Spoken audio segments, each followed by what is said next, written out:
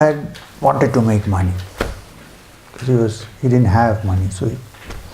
So in the process of life, his desire for spiritual practice was kind of bogged down by his desire to make money. So he made money. He became a big trader. In the Sufi terminology, in the Middle East, when you say you're a rich man, which means you're a trader with many caravans. That's what it means. So he became a rich man. At the age of 55, he decided that the happiness which I used to seek in my young age, I haven't found yet. This money is not helping me. I have anything I can buy with money, but I can't buy happiness. So, the little flame of desire for spiritual fulfillment, which was in his heart, sputtered up again. So he said, now everything is done. He gave away his caravans, camels, everything to his sons, to his daughters, to his children. Kept a little money so that he could build a small cottage in the oasis. In the deserts, an oasis is a place where there is water, little bit of water. So in the oasis, he built a small cottage for himself. Meanwhile, he had collected many spiritual books. So he took many of the books also, and the rest he gave away, became free. The problem was, since he had become a rich man, he did not know how to survive because he never went to the kitchen. He couldn't even make a cup of tea. There were servants. Tea, it would come, coffee. So he thought, now what about my food? So he went to the village looking for a cook and he found one. So the cook went with him. So there were only two of them. He and the cook and the books. 7 years he studied the books, he meditated. The end of 7 years it occurred to him that which I am seeking, I don't think I can find without the help of a spiritual teacher. It took him 7 years.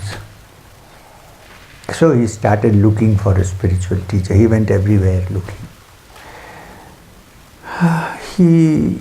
One day he saw a very vulnerable looking man coming with a flowing white beard and a green turban and all the paraphernalia and a very shining face. I don't know what moisturizer he used.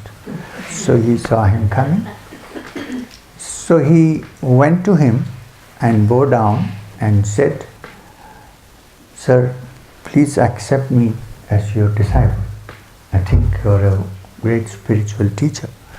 The man said to him, "How do you know that I'm a great spiritual teacher? Anyway, it doesn't matter. I can't accept you as a disciple because I don't accept any disciples without asking my master. I have a master, I have to ask him." So he said, "Then why don't you ask your master?" He said, "That is the big problem. My master has disappeared for 7 years. I don't know where he is. I don't know where he is. If I find him, I will ask him and take you as my disciple." So this man was very eager. He said, "Listen, I will also help you to find him. Can you give me a description? So I will also come and look." So he gave him a description. He said he's a very short man. Usually doesn't wear any clothes on the upper body. Has a towel on his. Only wears a white lungi. This man, this is a very difficult identification. A small man, who knows how many are there like. Then he said, yeah, there's one thing. He cooks very well. He's a good cook. So this man said, "This description sounds like my cook who's been with me for 7 years. He said, "Sir, please can you come with me?" So he took him there. The kitchen door opened and out came the cook with a towel on his. As soon as the cook came out, this man fell down at his feet and said, "Oh, master, where have you been?" He said, "I was with this guy. 7 years. But he said, "But this guy is still looking for a teacher."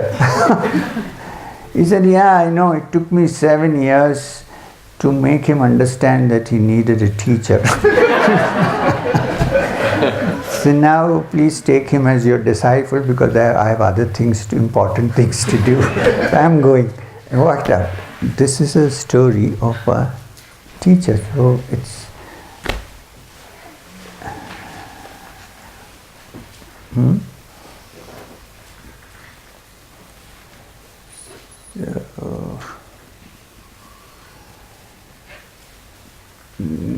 yes.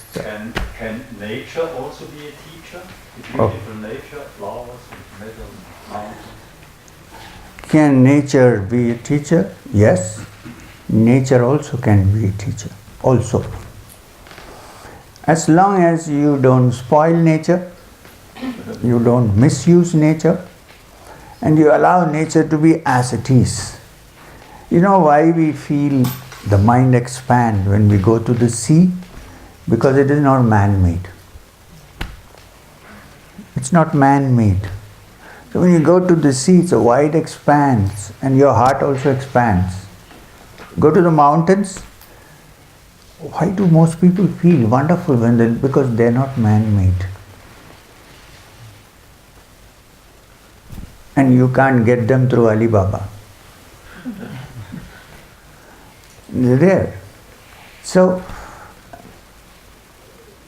nature, which is why rishis and great teachers always like to live in the midst of nature. So nature, animals, everything can be adopted as a teacher. There is a great teacher in India called Dattatreya. There is a beautiful writing called the Song of Dattatreya, in which he says he had 24 teachers, of which only one is a human being. The rest are all ants and honeybees.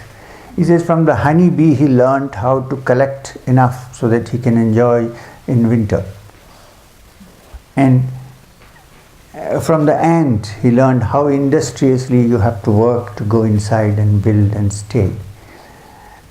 And so on and so forth. So nature can be a great teacher.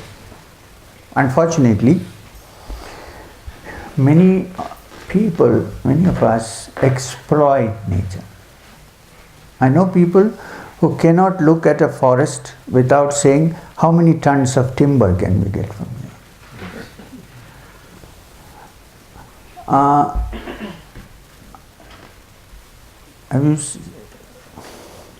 I have a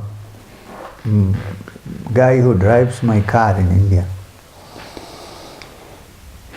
The moment he sees any goat or sheep or anything, the only thing his mind works is how many kgs of meat are there in this. Except pigs, he doesn't like pigs. I try to tell him, little piglets are very beautiful, but no, pigs. Not to eat, I mean. So nature is a wonderful thing. Why do you think we are sitting here and talking, listening, being happy? Because we are in the heart of nature. We are in the lap of nature.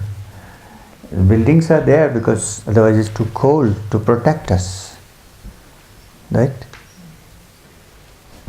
It's 11:45, 12 is lunch. So I think you should go now and get ready for lunch.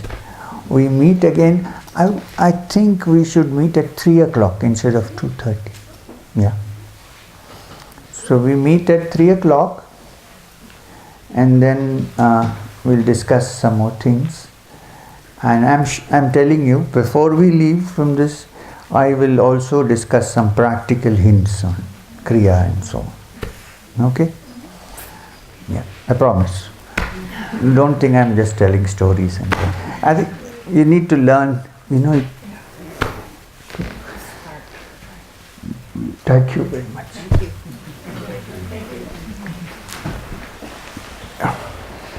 Okay?